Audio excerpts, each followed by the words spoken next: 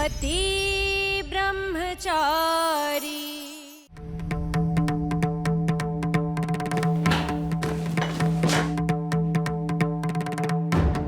बहुत फुदक रही थी ना कुएं की मेंढकी, मुझे ही जलाने चली थी। उल्टा मैंने ऐसा सबक सिखाया, ना तो जिंदगी भर वो आईने में अपनी शक्ल देख पाएगी और ना ही अपने बाप से नजरें मिला पाएगी। सारी पोल पट्टी खोल के आई हूं उसके बाप के सामने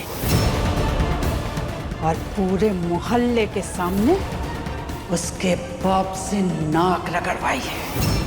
मेरे पोते को फंसाकर झोपड़पट्टी वाली लड़की महलों के सपने देखने चली थी। हे भगवान, ये क्या किया दादी ने? पता नहीं काव्या इस वक्त क्या क्या झेल रही होगी। फोन करके पूछूं कैसी है वो। सूरज, इस वक्त तुम्हें टूटना नहीं है। पापा जी का सहारा बनकर हम दोनों को उन्हें संभालना है, हर मुसीबत से लड़ना है।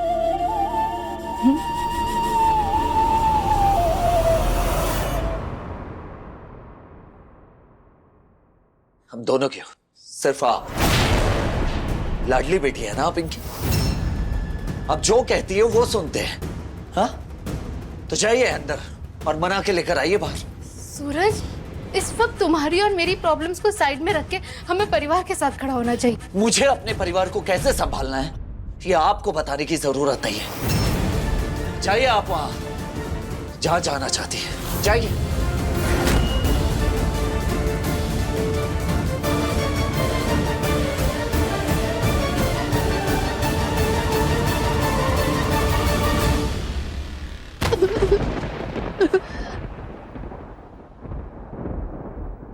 नहीं ईशा, न रोना है न टूटना है। सूरज भले न सुने, पर तुम्हें अरविंद चाचा जी के लिए खुद को मजबूत रखना होगा और खुद को अकेला मत समझो। तुम्हारा ये दोस्त तुम्हारा साथ देगा और मैं चाचा जी को टीचिंग और स्टडीज में इतना बिजी कर दूंगा कि उन्हें कुछ और सोचने का वक्त नहीं मिलेगा और वक्त के साथ धीरे धीरे वो ये बात भूल जाएंगे। जानता हूं ईशा, तुम चाचा जी को तकलीफ में नहीं देख सकते और मैं ये तकलीफ तुम्हें होने नहीं दूंगा। And I promise you that.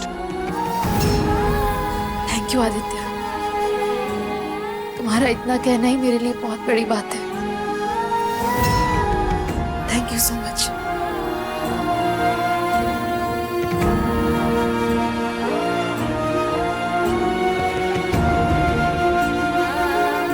आदि दीदी, मैं सबके लिए चाय बना कर लाती हूँ।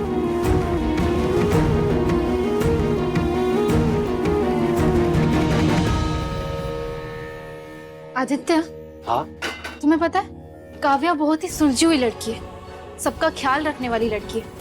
अगर उसने कोई बात छिपाई मतलब इसकी कोई खास वजह होगी।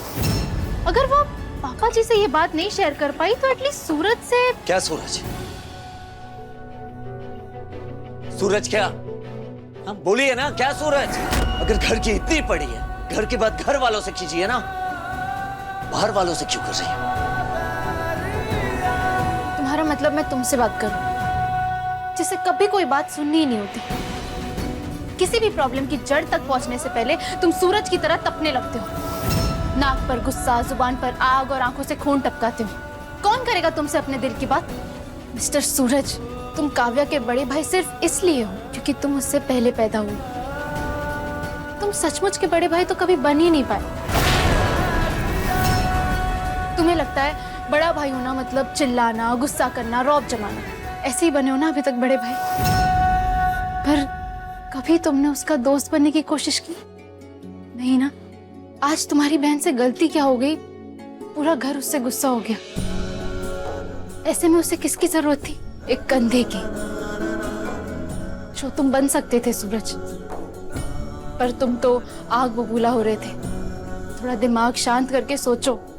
वो तुम्हारे साथ हंसती खेलती है, हर परेशानी में तुम्हारे साथ खड़ी होती है, पर फिर भी भाई बहन का रिश्ता होने के बाद भी उसने तुम्हें इस लायक भी नहीं समझा कि तुम उसकी बात समझोगे कभी।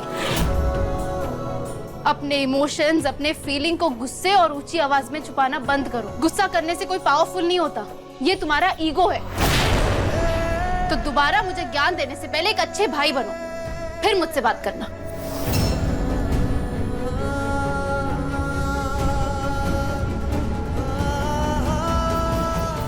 भाई बहन का रिश्ता होने के बाद भी उसने तुम्हें इस लायक भी नहीं समझा कि तुम उसकी बात समझोगे कभी। तुम सचमुच के बड़े भाई तो कभी बन ही नहीं पाए। कभी तुमने उसका दोस्त बनने की कोशिश की। तुम सचमुच के बड़े भाई बहन का रिश्ता होने के बाद भी कभी तुमने उसका दोस्त बनने का रिश्ता होने के बाद सचमुच के बड़े भाई तो कभी बन ही नहीं। तुम्हें इस लायक भी नहीं समझा कि तुम उसकी बात समझोगे कभी। सचमुच के बड़े भाई तो कभी बन ही नहीं पाए।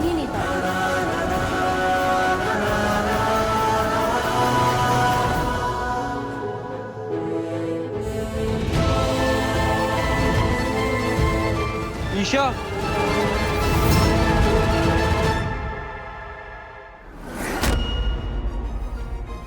आरव, आरव, तू यहाँ? ईशा, मैं कब से काव्या को कॉल कर रहा हूँ, वो मेरा फोन नहीं उठा रही। वो ठीक तो है ना?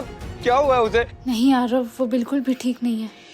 बहुत ज्यादा तकलीफ में है वो। दादी ने बिल्कुल भी सही नहीं किया। उन्होंने किसी बात का कोई लिहाज नहीं रखा। जितना भला बुरा सुना सकती थी सब सुना कर गई है वो। मुझे काव्या से मिलना है, मुझे देखना है उसे, मुझे उससे बात करनी है। प्लीज। तो अभी काव्या से नहीं मिल सकता। समझ सकता हूँ मैं, लेकिन तू उसे इतना कहेगी कि चाहे कैसी भी कोई भी सिचुएशन, मैं हर हाल में हमेशा उसके साथ खड़ा, चाहे उसके लिए मुझे किसी के भी खिलाफ जाना पड़े। हाँ, नहीं जी पाऊंगा मैं उसके बिना।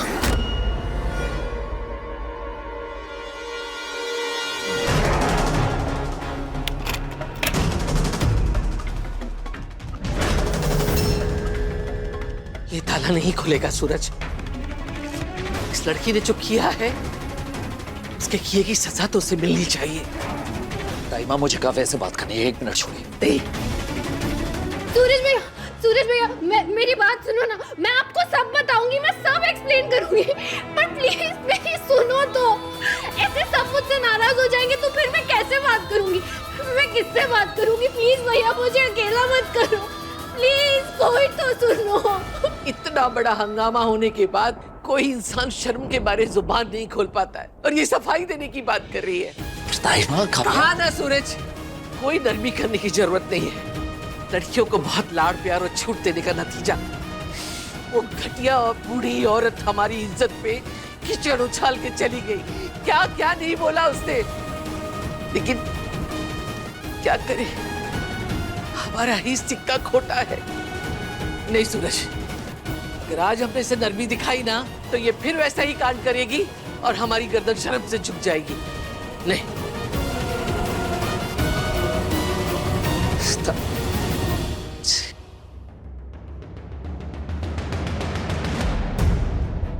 पागलों जैसी बातें मत करा रहा हूँ। तू भूल गया पापा ने मुझे क्या सजा दी थी प्यार के बदले? तेरा और काव्या का रिश्ता पापा कभी एक्सेप्ट नहीं करेंगे। मुझे क्या लगता है, मैंने नहीं सोचा होगा इस बारे में। मैंने बहुत सोचा, बहुत कोशिश की खुद को रोकने की, लेकिन नहीं रोक पाया खुद को काव्या को प्यार करने से। Yes, I really love her. पर आरव, मैंने भी किया ना पापा के गुस्से का सामना, किया ना खुद को मजबूत, लड़ी ना अपने हक की लड़ाई। मैं भी पूरी हिम्मत के साथ काव्या के साथ खड़ा रहूंगा, चाहे अंजाम जो भी हो। प्लीज कोई दरवाजा खोल दो, प्लीज। प्लीज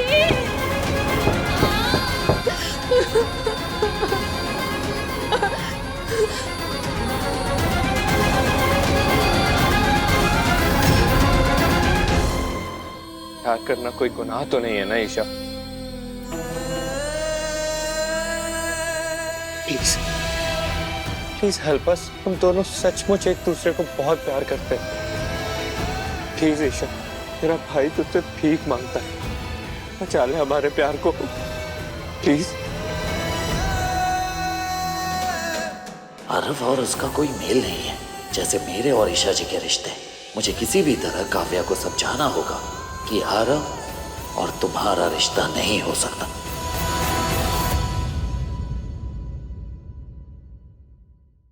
ब्रह्मचारी शाम 7 बजे दंगल टीवी पर।